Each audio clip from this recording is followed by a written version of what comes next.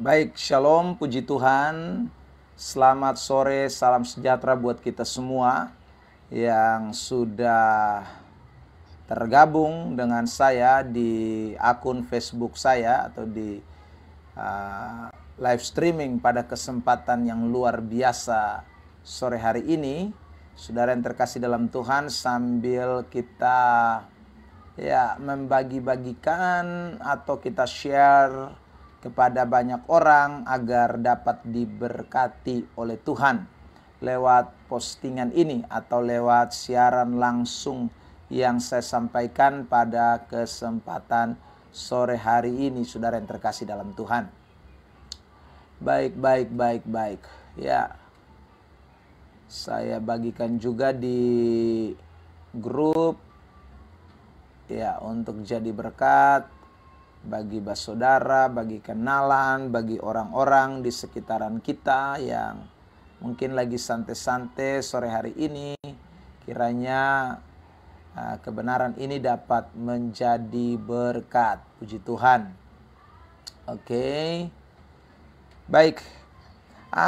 Seperti yang saudara saksikan di thumbnail yang saya tampilkan, baik saudara yang nanti mengikuti di channel YouTube saya, bahkan juga yang sekarang sedang mengikuti live ini di Facebook, di akun Facebook saya.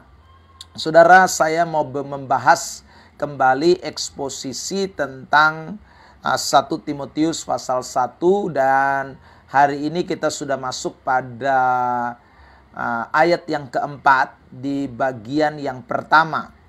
Saudara yang terkasih di dalam Tuhan, ini sebenarnya saya juga sudah sampaikan di tempat di gereja, tempat saya layani, atau di GSJA Glow of Love Kupang, saudara. Dan kebenaran ini sempat di live streaming pada waktu itu, namun terkendala dengan mic yang saya gunakan sehingga suara saya tidak bisa terdengar oleh saudara semua yang waktu itu tergabung di dalam Facebook saya atau di dalam live streaming pada waktu itu. Karena itu saya mengambil keputusan untuk kembali mengulangi siaran langsung ini, dan saya percaya bahwa setiap berkat kebenaran yang sebentar diseberangkan itu dapat menjadi bagian berkat rohani dalam hidup saudara semua yang menyaksikan live streaming pada kesempatan sore hari ini. Tema yang saya sudah tampilkan untuk pembahasan kita di bagian pertama dari eksposisi 1 Timotius pasal 1 ayat yang keempat adalah jangan cuma jadi Kristen silsilah saja, bro, ya. Sebab kalau cuma jadi Kristen yang hanya silsilah saja, itu tentu sesuatu yang merugikan. Nah, untuk itu saya mau membaca terlebih dahulu ayat yang menjadi fokus daripada pembahasan dari tema kita ini. 1 Timotius 1 ayat yang keempat. Ataupun sibuk dengan dongeng dan silsilah yang tiada putus-putusnya, yang hanya menghasilkan persoalan belaka dan bukan tertib hidup keselamatan yang diberikan Allah dalam iman. Nah, saudara yang terkasih di dalam Tuhan Yesus Kristus, kalau kita membaca mulai dari kata ataupun, maka tentu kalimat-kalimat di dalam ayat yang keempat dari kitab 1 Timotius pasal 1 ini, itu bertalian erat dengan ayat yang ketiga bagian yang terakhir. Yaitu bagaimana Rasul Paulus mengingatkan kepada Timotius untuk menasehati mereka yang ada di Efesus pada waktu itu, namun mengajarkan ajaran-ajaran yang bertentangan atau ajaran-ajaran yang tidak sejalan dengan ajaran firman Tuhan atau ajaran-ajaran yang disampaikan oleh Rasul Paulus, Injil sejati. Mereka berlawanan dengan itu. Nah, saudara yang terkasih di dalam Tuhan, ketika Paulus memberikan dorongan kepada anak rohaninya Timotius untuk memberikan nasihat kepada oknum-oknum tersebut, saudara, rupanya Paulus menemukan bahwa oknum-oknum yang ada kedok ajaran-ajaran lain selain ajaran-ajaran Kristus itu, mereka juga ternyata bersandar kepada ajaran-ajaran yang didasari oleh dongeng, saudara, dan juga silsilah yang tiada putus-putusnya. Pembahasan secara khusus tentang ajaran yang sifatnya dongeng, itu saya sudah sampaikan pada eksposisi kita yang ketiga dari bagian yang ketiga dari 1 Timotius pasal 1 ayat 3. Dalam pembahasan itu kita kaitkan juga dengan pembahasan tentang bagaimana anak-anak terang yang penuh dengan Roh Kudus itu yang juga tidak boleh dikuasai atau tidak boleh kalah dengan ajaran-ajaran semacam itu atau ajaran-ajaran sesat, ajaran-ajaran palsu. Nah, saudara yang terkasih dalam Tuhan, nah karena itu saya tidak akan mengulangi soal pembahasan mengenai dongeng, ajaran dongeng-dongeng itu, karena saya sudah membahas pada kesempatan yang lalu itu. Maka saudaraku, pada kesempatan yang diberkati ini saya ingin hanya menyoroti khusus silsilah yang tiada putus-putusnya, ya. Ini yang akan menjadi sentral dari pembahasan kita di kali ini. Nah, saudara yang terkasih dalam Tuhan, kalau kita berbicara tentang silsilah, itu tidak selalu memberi makna yang negatif. Atau ketika kita berbicara tentang silsilah, itu tidak selalu bermakna dosa, ya. Jadi silsilah itu bukan sesuatu yang salah. Silsilah itu bukan sesuatu yang diharamkan. Silsilah itu bukan sesuatu yang dilarang oleh Alkitab. Kenapa demikian? Saudara dan saya kita bisa menemukan banyak sekali ayat-ayat di dalam Alkitab, baik itu perjanjian lama, bahkan juga di dalam perjanjian baru, yang berbicara tentang seputaran soal silsilah-silsilah. Dalam kitab Kejadian kita menemukan banyak sekali ayat-ayat yang berbicara tentang bagaimana garis keturunan, mulai dari Adam, ya Set, mulai dari Abraham, Yakub, dan seterusnya. Saudara yang terkasih dalam Tuhan. Bahkan di dalam perjanjian baru, kita menemukan sendiri Matius mencatat tentang silsilah Yesus Kristus. Dan itu terlihat jelas mendetail, ya, sangat mendetail bagaimana silsilah itu dijabarkan oleh penulis yang bernama Matius itu. Nah, saudara yang terkasih dalam Tuhan, berangkat dari apa yang saya katakan itu, maka sudah pasti bahwa silsilah bukanlah sesuatu yang menjadi hal yang tidak boleh dilakukan atau tidak boleh dibuat oleh orang-orang Kristen atau anak-anak Tuhan. Apalagi kami yang ada di Nusa Tenggara Timur, saudara yang terkasih di dalam Tuhan, maka silsilah itu juga menjadi sesuatu yang sangat penting, ya. Saudaraku, untuk mengetahui dari mana garis keturunan ayah, dari mana garis keturunan ibu, ya, marga atau fam yang sudah diberikan itu, ya saudara yang terkasih dalam Tuhan, itu akan membuat sebuah rangkaian silsilah atau mata rantai dari suatu kelompok keluarga tertentu yang akan mengingatkan, ya, siapa orang tuanya, siapa nenek moyangnya, siapa saudara kandungnya, dan lain sebagainya. Nah, saudara yang terkasih dalam Tuhan, meski demikian, meski saya tadi katakan bahwa silsilah itu tidak menjadi sesuatu yang dosa, namun ketika silsilah itu, ya, hanya sekedar menjadi sesuatu ingat-ingatan, ya, yang membuat kita mengerti akan siapa keturunan kita, siapa orang-orang yang lahir di garis keturunan kita, saudara-saudara kandung kita, atau saudara-saudara yang satu keturunan dengan kita. Saudaraku, ada makna yang dapat membuat orang menjadi tidak memperhatikan kerohaniannya. Ya, saudara, dalam hal ini saya menyoroti khusus tentang orang-orang Yahudi atau keturunan-keturunan Israel, ya, mulai dari Abraham itu.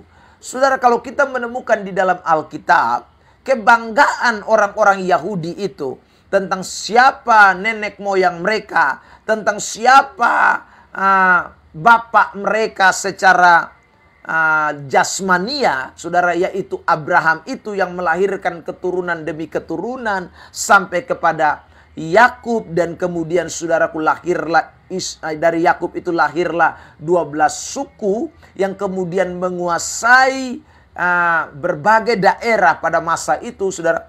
Itu membuat mereka merasa sangat eksklusif, membuat mereka sangat begitu penting, bahkan mereka mengklaim diri mereka sebagai keturunan Abraham yang sangat punya kaitan erat dengan kepercayaan kepada Yahweh atau kepercayaan kepada Allah yang benar itu. Nah, saudara yang terkasih dalam Tuhan, ketika mereka mengkaitkannya dengan kepercayaan mereka kepada Yahweh sebagaimana nenek moyang mereka Abraham, itu sih ya baik-baik saja juga. Tetapi saudaraku, rupanya kepercayaan yang simbolik itu atau kepercayaan yang dilahirkan oleh karena garis keturunan itu tidak memberi dampak pengaruh yang cukup positif bagi pertumbuhan iman, bagi perkembangan rohani, spiritual dari orang-orang Yahudi yang saudaraku notabene mengklaim diri mereka adalah keturunan Abraham. Nah, ini yang menjadi soal. Saudara yang terkasih dalam Tuhan. Nah, kalau kita sampai pada titik ini, maka itu yang Yesus kecam. Itulah yang firman Tuhan tidak inginkan. Itulah yang tadi dikatakan di dalam suratan 1 Timotius pasal yang pertama, saudaraku, ayat yang keempat tadi. Di mana mereka sibuk dengan urusan silsilah-silsilah yang tidak putus-putusnya. Ya saudara, tapi mereka mengabaikan kebenaran-kebenaran yang esensi. Saudara, silsilah-silsilah itu cuma menjadi sebuah kesombongan, yang cuma menjadi sesuatu yang untuk ditonjolkan, saudaraku, untuk menyatakan bahwa mereka itu lebih beda di mata Tuhan. Tetapi saudara, tidak memberikan ciri hidup yang baik, tidak memberikan keteladanan hidup yang baik. Nah, inilah yang saudaraku tidak menjadi sesuatu yang menyenangkan. Inilah yang saudaraku tidak bisa dijadikan sesuatu yang perlu dicontohi dan diteladani. Saya ingin ingatkan saudaraku, kita semua yang mendengarkan firman Tuhan ini. Apakah mungkin kita lahir dari silsilah yang betul-betul garis keturunannya adalah orang-orang yang sudah percaya kepada Tuhan Yesus? Ya, andai kata orang tua kita, nenek moyang kita, saudara yang terkasih, sudah memang lahir dalam kelompok orang Kristen, yang kemudian di sana akhirnya melahirkan keturunan demi keturunan, termasuk saudara, termasuk saya, yang juga menjadi orang-orang Kristen, itu sesuatu yang baik, saudara. Namun perlu diingat kembali bahwa lahirnya kita di dalam zona kekristenan, lahirnya kita dari silsilah keturunan ayah, ibu, nenek moyang kita yang Kristen itu, jangan membuat kita melupakan diri kita sendiri untuk berdiri di atas prinsip kebenaran. Jangan membuat diri kita terlalu bereforia di dalam saudaraku garis keturunan kekristenan itu, lalu kemudian kita melupakan esensi-esensi, nilai-nilai kebenaran yang seharusnya diterapkan, yang seharusnya menjadi gaya hidup kita, yang seharusnya kita jadikan landasan di dalam hidup kita. Nah, saudara yang terkasih dalam Tuhan, ada fenomena yang kita perlu sama-sama pelajari tentang lahirnya sebuah silsilah ini, ya, atau saudaraku, lahirnya sebuah garis keturunan di mana kita ada dalam sebuah keluarga tertentu. Saudara yang terkasih dalam Tuhan, hal yang pertama yang kita perlu cermati atau kita perlu pelajari, bahwa ada silsilah dari keturunan-keturunan kita yang baik, ya saudara, dan itu perlu kita teruskan, ya. Saudara yang terkasih dalam Tuhan, ya, garis bawahi kalimat saya. Jadi ada hal-hal baik yang memang dilahirkan dari garis keturunan itu, ya, sebagai kelompok orang-orang Kristen, ya, atau sebagai keturunan orang-orang yang sudah percaya, wah, nenek kita tuh setia, ya, opa kita tuh rajin ibadat, rajin baca kitab suci, mereka itu yang mendirikan gereja, mereka itu yang menjadi perintis-perintis utama. Oh, kita mesti bangga itu, saudara. Hal-hal kebaikan-kebaikan seperti itu, ya, itu mesti diteruskan dalam garis keturunan kita yang sudah kita yakini sebagai orang yang sungguh-sungguh sudah percaya kepada Kristus. Nah, kita mesti mewarisi hal-hal baik itu lalu kemudian kita tularkan terus-menerus, kita regenerasikan terus-menerus. Saudaraku, kita lanjutkan tongkat estafet itu terus-menerus. Hal-hal yang bersifat kebaikan dari leluhur kita, atau dari nenek moyang kita, dari papa mama kita. Itu sesuatu yang baik. Tapi hal penting yang kedua yang kita mesti sama-sama pelajari dari hal bicara soal silsilah atau keturunan. Terkadang saudara terkasih dalam Tuhan, di dalam garis keturunan kita itu ada hal-hal yang tidak baik, ya, yang memang harus dihentikan, yang tidak boleh diteruskan, yang memang saudara terkasih dalam Tuhan, kita sebagai orang-orang Kristen yang sudah semakin mengerti kebenaran, ya, saudara, kita mesti membuat sebuah batasan-batasan, ya, untuk tidak boleh lagi melakukan hal-hal yang mungkin pernah dilakukan oleh leluhur kita, yang mungkin pernah dilakukan oleh generasi sebelum kita, saudaraku, di saat mereka juga sudah menjadi Kristen, tapi mereka tidak menghidupi kebenaran itu. Nah, itu perlu untuk dievaluasi, lalu kemudian perlu untuk saudaraku dihentikan, ya, tidak boleh lagi dilanjutkan. Saya memberikan beberapa contoh kasus misalnya di dalam Alkitab, ya. Kitab 1 Raja-Raja pasal 11 ayat 4, ya, mengenai dua hal yang tadi saya sebutkan ini. Saya mau memberikan contoh. Ada silsilah yang betul-betul baik yang harus diteruskan, tapi ada silsilah yang tidak baik, ya, atau dari leluhur nenek moyang kita yang notabene melenceng, dan itu kita tidak boleh ikuti. Nah, mari kita lihat 1 Raja-Raja 11 ayat 4. Saya mau berikan contoh kasus yang pertama nih. Sebab pada waktu Salomo sudah tua, istri-istrinya itu mencondongkan hatinya kepada Allah-Allah lain, sehingga tidak dengan sepenuh hati berpaut kepada Tuhan Allahnya seperti Daud ayahnya. Loh, sudah lihat ini, Salomo ini kan anaknya Daud. Tapi setelah dia menjadi dewasa, setelah dia menjadi seorang yang cukup diberkati, setelah dia, saudaraku, menjadi orang yang luar biasa dipakai, menjadi tinggi di kekuasaannya di Israel, menjadi raja, saudaraku, dia melupakan suatu kebiasaan baik yang dilakukan oleh ayahnya. Yaitu apa? Berpaut kepada Tuhan Allah, ya, atau beribadah kepada Tuhan Allah. Dia lupa, saudaraku. Padahal ini sesuatu yang perlu diregenerasikan terus. Ini perlu dilanjutkan terus. Kebiasaan-kebiasaan baik dari nenek moyang kita, dari ayah kita, dari ibu kita, yang perlu terus diwarisi, yang perlu terus, saudaraku, dilanjutkan. Nah, kalau soal ini yang dipersoalkan terus-menerus, ya, saudaraku, wah, itu sesuatu yang baik, ya. Oh, bapak saya itu ibadah setia seperti Daud ini tadi, ya, saudara. Maka saya juga harus setia seperti bapak saya. Oh, saudara, opa saya itu dulu seorang guru Injil yang melayani dari desa ke desa. Wah, saya juga ingin seperti ayah saya, opa saya itu yang menjadi guru Injil, melayani dari desa ke desa. Nah, itu bagus, saudara.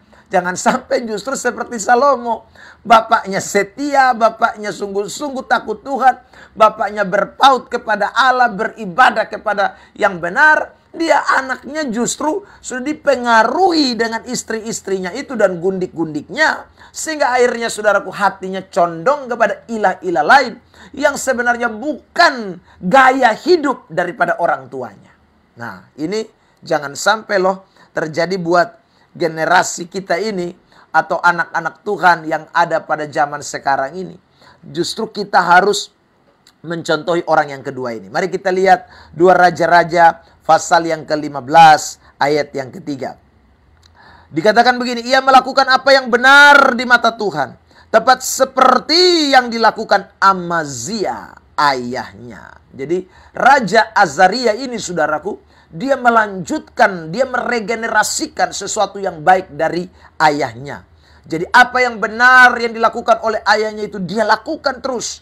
Apa yang benar dan dilakukan oleh ayahnya itu dia terus, saudaraku, tularkan bagi dirinya sendiri dalam sudah hidupnya sebagai seorang pemimpin. Nah, ini yang perlu kita teladani. Jangan seperti Salomo tadi, saudara yang terkasih dalam Tuhan, ya. Atau juga saudara bisa membandingkan dengan raja-raja lain, ya, yang melakukan hal yang jahat, meregenerasikan yang jahat.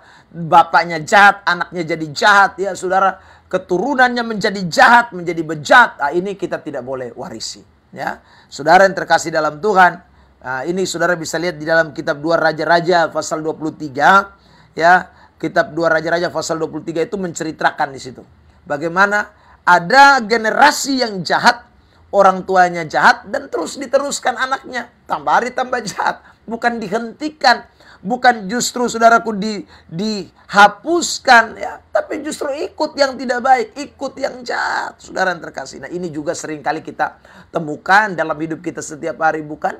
Karena lihat bapaknya mabuk, anaknya ikut mabuk, ya. Karena lihat mamanya tukang bamaki, ya anaknya juga ikut tukang bamaki. Karena lihat bapaknya selingkuh, ya anaknya juga ikut selingkuh. Lihat bapaknya isap rokok, ya anaknya juga ikut isap rokok. Saudara, bapaknya malas gereja, maka ya ikutlah anaknya juga malas gereja. Nah, ini saudaraku, silsilah yang harusnya tidak boleh diteruskan. Ini adalah saudaraku sesuatu yang memang harus dihentikan, ya. Kita harus betul-betul menyadari bahwa Tuhan memanggil kita untuk semakin hari semakin hidup berkenan di hadapan Tuhan. Jangan meneladani, jangan mengikuti ya hal-hal yang tidak benar itu. Nah, saudara yang terkasih dalam Tuhan, itulah yang menjadi sesuatu yang dicela oleh Rasul Paulus atau juga Tuhan Yesus ketika dia melayani, ketika mereka ada di dalam pekerjaan Tuhan, mereka menemukan ada orang-orang yang bangga sekali dengan silsilah-silsilah mereka tanpa melihat kebenaran sebagai dasar yang harus dipertahankan. Hanya melihat kepada silsilah mereka, ya sudah, karena biarpun bapak saya mabuk, biarpun mama saya tukang bamaki, tapi mereka kan orang di gereja. Mereka bahkan pemimpin-pemimpin di gereja. Mereka orang-orang yang setia melayani. Lalu saudaraku, mereka memakai ciri-ciri itu untuk terus, saudaraku, menghalalkan dosa, menghalalkan ketidakbenaran, menghalalkan, saudaraku, karakter-karakter, sifat-sifat yang jelek dari orang tuanya, dari nenek moyangnya, diwarisi terus-menerus, saudara yang terkasih dalam Tuhan. Nah, itu yang kita sama-sama mesti cermati di kesempatan ini, supaya jangan sampai kita nyaman, ya, dengan silsilah-silsilah kita bangga dengan silsilah-silsilah kita, lalu kita lupa untuk mulai membangun kerohanian kita secara baik di hadapan Tuhan. Saudara yang terkasih dalam Tuhan, saya berikan contoh tentang keturunan Abraham yang mengklaim diri mereka adalah keturunan Abraham, bapak orang percaya, lahir dari silsilah Abraham, tapi sebenarnya tidak berkenan di hadapan Allah. Matius pasal 3 ayat yang ke-9 dan ayat yang ke-10. Dan janganlah mengira bahwa kamu dapat berkata dalam hatimu, Abraham adalah bapa kami. Karena aku berkata kepadamu, Allah dapat menjadikan anak-anak bagi Abraham dari batu-batu ini. Saudara, ayat yang ke-10. Kapak sudah tersedia pada akar pohon. Dan setiap pohon yang tidak menghasilkan buah yang baik pasti ditebang dan dibuang ke dalam api. Saudara, terlihat jelas di dalam teks ini bahwa Tuhan tidak kompromi dengan orang-orang yang mengklaim diri mereka keturunan Abraham. Tapi ketika perilaku hidup mereka berbeda, ketika perilaku hidup mereka tidak sesuai dengan kebenaran, tidak mewarisi apa yang Abraham kerjakan, tentang iman Abraham, perbuatan benar Abraham, itu tidak diwarisi, maka Tuhan tidak ada kompromi di sana. Saudara yang terkasih dalam Tuhan, boleh saya pakai pernyataan ini, di hadapan Tuhan itu tidak ada orang dalam, ya. Di hadapan Tuhan itu tidak ada yang namanya sogok menyogok, kenal dan tidak kenal, ya saudara, jasa tidak berjasa. Itu tidak ada di dalam kacamata iman kekristenan, saudara yang terkasih dalam Tuhan. Saudara bisa membandingkan juga teks yang lain, misalnya dalam kitab Roma pasal yang kedua, ya, kita menemukan di sana bahwa Alkitab berbicara dengan tegas, Tuhan tidak pandang bulu. Yang sudah tidak pandang bulu itu menunjukkan bahwa siapa saja ketika hidup tidak dalam kebenaran, entah silsilahnya itu dari keturunan yang luar biasa baik, saudara yang terkasih dalam Tuhan, itu tidak mempengaruhi. Ya, kenapa mati? Saya langsung Anda di platform, langsung telah dihentikan. Lu sigurang lah. Setelan apa lagi? Ya. Ya, sorry saudara yang terkasih dalam Tuhan. Sedikit terputus. Kita lanjutkan lagi. Jadi ini menunjukkan kepada kita bahwa sekali lagi Tuhan tidak pernah berkompromi dengan siapapun. Ya. Ketika kebenaran itu diselewengkan, ketika orang berusaha menyimpang, entah siapapun dia, saudaraku. Ya, saya tadi bilang lihat jelas Abraham itu, ya, keturunan orang Yahudi yang adalah keturunan Abraham. Tuhan tidak main-main dengan mereka. Bahkan Tuhan mengecam dengan begitu keras kepada oknum-oknum yang demikian. Mari kita melihat lagi Yohanes pasal 8, ya, ayat 37, ya, 39, 40. Saya bacakan 3 ayat ini, saudara perhatikan ya. Yohanes 8 ayat yang ke-39. Jawab mereka kepadanya, Bapa kami ialah Abraham. Kata Yesus kepada mereka, jikalau sekiranya kamu anak-anak Abraham, tentulah kamu mengerjakan pekerjaan yang dikerjakan oleh Abraham. Jadi kalau kamu tuh anaknya Abraham, seharusnya bapamu Abraham tuh bikin apa? Ya kamu buat itulah, ya saudara. Kalau bapamu Abraham itu katanya hidup dalam kebenaran, hidup dalam ketaatan, ya. Ibrani pasal 11. Dalam saksi-saksi iman itu di sana dikatakan bahwa Abraham itu hidup di dalam ketaatan, ya, ayat yang ke-8, saudara yang terkasih dalam Tuhan, Ibrani 11. Nah, kenapa kamu kok tidak taat? Kalau Abraham bapakmu itu dibenarkan karena perbuatan-perbuatannya, kok justru kenapa kamu punya perbuatan beda? Kalau saudara baca Yohanes pasal 8 ini, jelas sekali bahwa mereka mau membunuh Yesus. Bagaimana saudaraku mereka menyebut diri mereka adalah keturunan Abraham. Lihat ayat 40. Tetapi yang kamu kerjakan ialah berusaha membunuh aku. Aku seorang yang mengatakan kebenaran kepadamu. Yaitu kebenaran yang kudengar dari Allah. Pekerjaan yang demikian tidak dikerjakan oleh Abraham. Ya.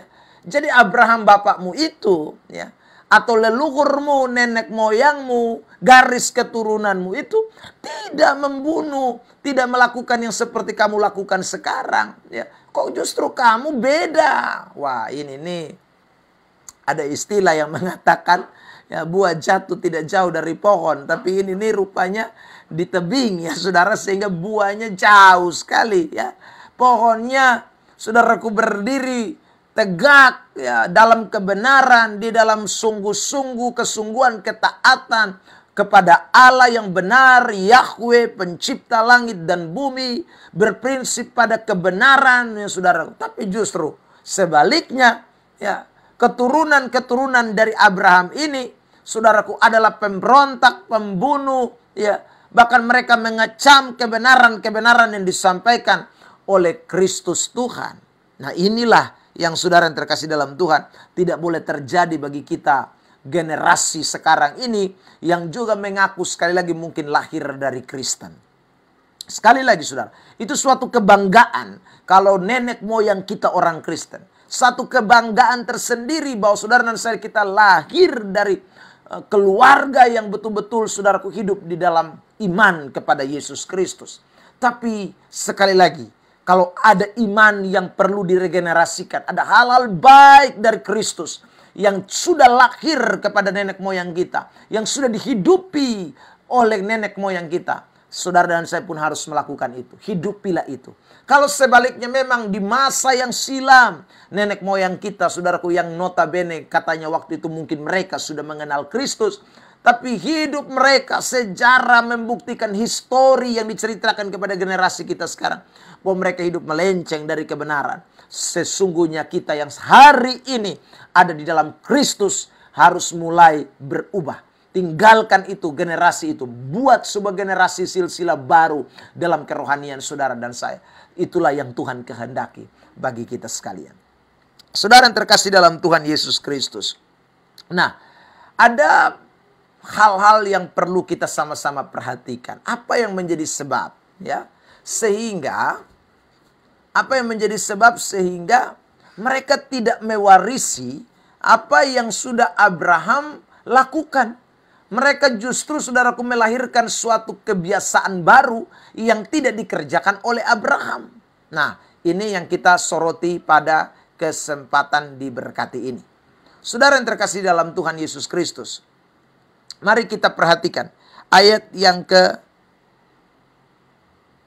37. Ya, Yohanes pasal yang ke 8 ayat 37. Begini bunyi firman Tuhan. Aku tahu bahwa kamu adalah keturunan Abraham, tetapi kamu berusaha untuk membunuh aku. Karena, ya ini alasannya, firmanku tidak beroleh tempat di dalam kamu. Saudara yang terkasih di dalam Tuhan Yesus Kristus, jadi kenapa keturunan Abraham atau saudaraku orang-orang yang lahir dari garis keturunan Abraham itu, silsilah Abraham itu, mereka tidak hidup seperti bapaknya Abraham. Mereka tidak mengerjakan apa yang dilakukan oleh leluhur nenek moyang mereka. Karena firman Tuhan tidak beroleh tempat di dalam hati mereka. Saudara yang terkasih dalam Tuhan. Itu juga yang bisa terjadi pada generasi sekarang ini. Itu juga yang bisa terjadi pada orang-orang yang notabene lahir Kristen. Tetapi sekali lagi, mereka tidak hidup di dalam kebenaran. Mereka tidak melakukan seperti yang firman Tuhan katakan. Karena mereka tidak pernah memberi tempat kepada firman Allah. Saudara bisa membandingkan Matius pasal yang ke-13. Bagaimana saudaraku Yesus memberikan perumpamaan tentang penabur. Yang dimaksud adalah ketika seseorang menabur benih, benih itu adalah firman. Ada yang jatuh di tanah di pinggir jalan. Ada yang jatuh saudaraku di tanah yang berbatu-batu. Ada yang jatuh di tanah semak duri kata Alkitab. Saudara terkasih dalam Tuhan. Dan kalau kita menelusuri Matius pasal 13 itu, ya, kita temukan jawabannya di ayat yang ke-23. Bahwa hanya yang ditaburkan di tanah yang baik, itulah yang berbuah. Mulai dari 100 kali lipat, 60 kali lipat, dan 30 kali lipat. Saudara, sementara yang di pinggir jalan itu tidak bisa berbuah. Yang di tanah berbatu-batu pun tidak bisa berbuah. Yang ada di tanah semak duri pun tidak bisa berbuah. Saudara yang terkasih di dalam Tuhan. Karena sekali lagi mereka tidak memberikan tempat, wadah untuk benih itu bertumbuh di sana. Saudara yang terkasih dalam Tuhan Yesus Kristus. Bicara soal buah, itu bisa bicara soal apa yang dihasilkan. Saudara bisa membandingkan dengan Injil Matius pasal yang ke-7. Ketika Yesus menyoroti tentang pengajar-pengajar sesat. Ya, pengajaran sesat, dia bicara dari pohonnya lah kamu akan mengenal. Kan tidak mungkin saudaraku pohon yang baik itu mengeluarkan buah yang tidak baik. Atau sebaliknya pohon yang tidak baik itu mengeluarkan buah yang tidak baik, saudaraku. Ya, pasti pohon yang buah yang baik, pohon yang tidak baik pasti melahirkan buah, menghasilkan buah yang tidak baik. Nah, artinya saudaraku, di bagian selanjutnya di sana dikatakan bahwa dari buahnya lah kamu akan mengenal mereka. Maksudnya apa? Perbuatan mereka. Jadi saudaraku, meski pohonnya itu adalah ya Abraham, maka seharusnya buahnya Abraham. Tidak mungkin saudaraku pohonnya Abraham, buahnya setan. Ya, itu sesuatu yang berseberangan dengan penyembahan Abraham. Itu sesuatu yang bertolak belakang dengan kebiasaan yang Abraham lakukan, saudara yang terkasih dalam Tuhan. Nah, karena itulah pada kesempatan yang diberkati ini, kalau kita ini adalah pohon-pohon Kristen, maka buah kita adalah buah kekristenan. Pohon-pohon kita adalah pohon Injil, maka buah-buahnya adalah buah Injil. Ya, saudara yang terkasih dalam Tuhan, ini penting buat hidup kekristenan kita. Sehingga kita bukan hanya saja mewarisi kekristenan itu dalam pribadi kita. Bukan hanya sekedar sebuah historik, ya, sejarah belaka bahwa papa saya Kristen, nenek saya Kristen, moyang saya Kristen. Bukan hanya itu, tetapi betul-betul saudaraku, ada kebenaran yang terus diregenerasikan dari waktu ke waktu. Sehingga saudara, kebenaran yang diregenerasikan itu akan terus menjadi sesuatu gaya hidup, lifestyle, dari zaman ke zaman, dari waktu ke waktu, dari satu periode tertentu kepada periode yang akan datang. Saudara, akan terus saudaraku menjadi sesuatu yang baik. Ada mata rantai kebenaran yang tidak akan terputuskan. Seperti yang terjadi bagi Timotius, saudara yang terkasih dalam Tuhan. Kalau kita memperhatikan Timotius, Alkitab memberitahu kepada kita bahwa Timotius itu meneladani ibunya Eunike.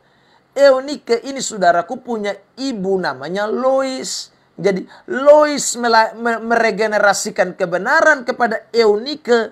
Eunike meregenerasikan kebenaran kepada Timotius. Ini silsilah yang perlu diteladani.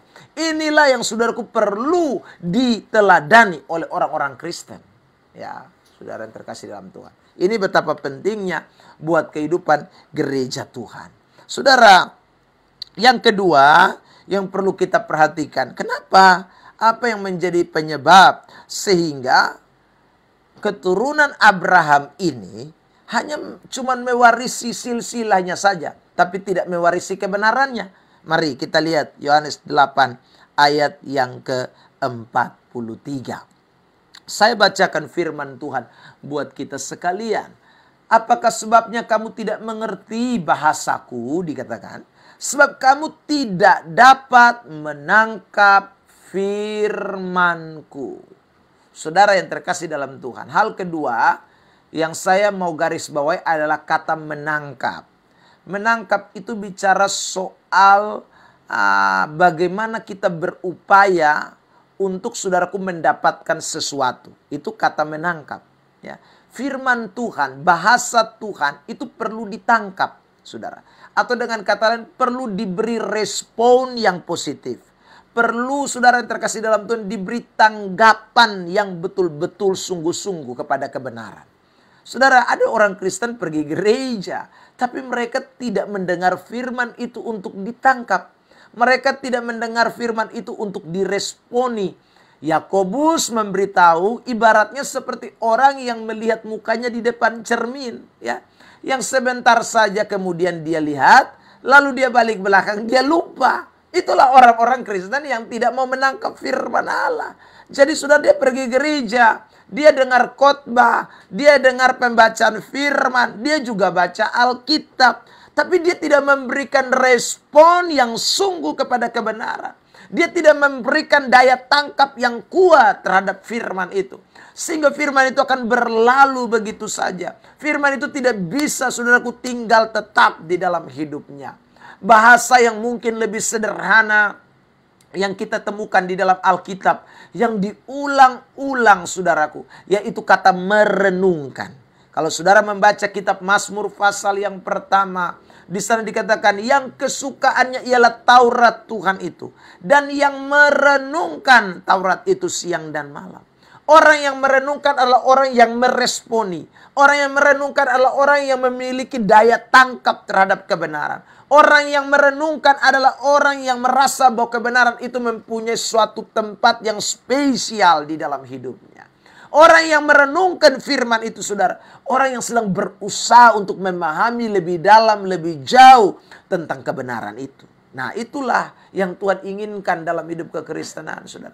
Jadi kalau kita pergi ibadah, kalau kita dengar khotbah, ingat, jangan hanya sekedar duduk dengar pulang, tapi coba kita memiliki respon yang baik, ya, memiliki daya tangkap yang baik, supaya kita bisa mengerti bahasa-bahasa Tuhan, kita bisa mengerti maksud-maksud Tuhan, apa yang Tuhan kehendaki buat kita, apa yang Tuhan tunjukkan buat kita. Saudaraku, orang-orang yang suka mendengar firman lalu tersinggung adalah orang-orang yang tidak bisa menangkap apa yang Tuhan sampaikan kepada mereka, karena Tuhan tidak pernah punya maksud jahat, ya. Tuhan tidak pernah punya maksud yang tidak baik. Setiap kebenaran yang disampaikan itu selalu memberikan keuntungan bagi setiap orang-orang yang mau meresponi dan memberi tanggapan. Bukankah saudara kita menemukan banyak sekali ayat yang membicarakan tentang kebahagiaan bagi orang-orang yang mau merespon kebenaran firman Tuhan itu. Salah satunya Mazmur pasal yang pertama tadi yang saya sebutkan. Saudara menemukan di ayat yang ketiga itu dikatakan orang-orang itu yang kesukaannya ialah Taurat Tuhan, yang merenungkan Taurat itu siang dan malam. Mereka seperti pohon yang ditanam di tepi aliran air, yang terus akan menghasilkan buah pada musimnya, dan yang akarnya merambat, saudaraku, ke batang-batang air. Jadi saudara yang terkasih dalam Tuhan, ini jaminan firman Allah. Saudara bisa bandingkan lagi ayat-ayat yang lain, misalnya dalam kitab Ulangan pasal 28 ya. Tuhan bicara di sana kalau orang mendengarkan firman ini dan mau melakukannya, maka orang itu akan diberkati. Di ladang, di mana saja saudara keluar masuk diberkati Tuhan. Bisnisnya diberkati Tuhan. Usahanya diberkati Tuhan. Roti makanannya diberkati Tuhan. Penyakit dilalukan daripadanya. Nah, saudara yang terkasih dalam Tuhan. Nah, masih banyak lagi ayat-ayat lain yang saudara bisa temukan di sana. Karena itu saudaraku, jangan pernah ditipu oleh setan. Jangan pernah mau saudaraku dibohongi oleh pekerjaan-pekerjaan iblis yang berusaha membuat kita akhirnya seolah-olah firman itu tidak memberi pengaruh apa-apa di dalam hidup kita.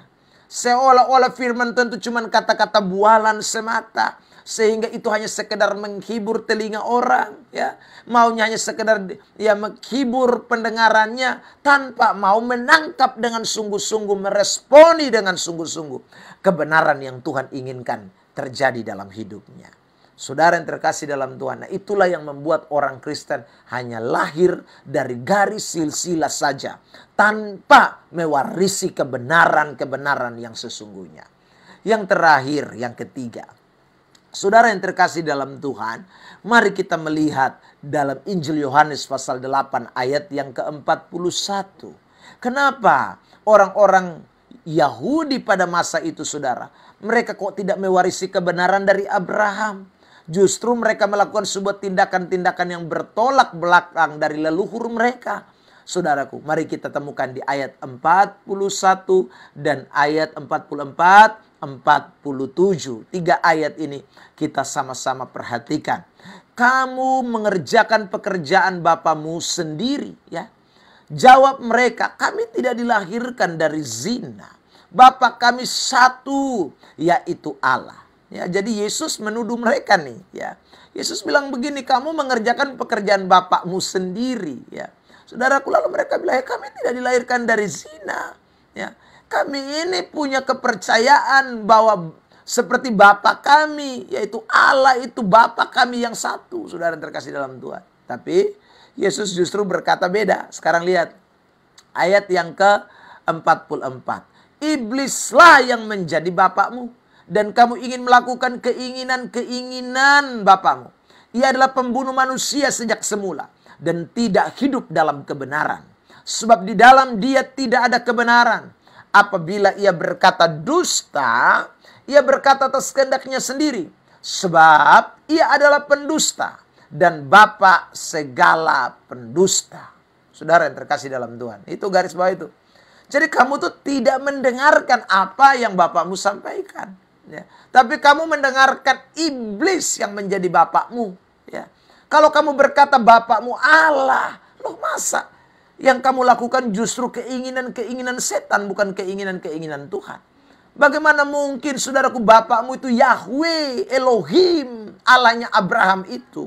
Sementara kamu melakukan keinginan-keinginan diabolos, iblis, setan itu.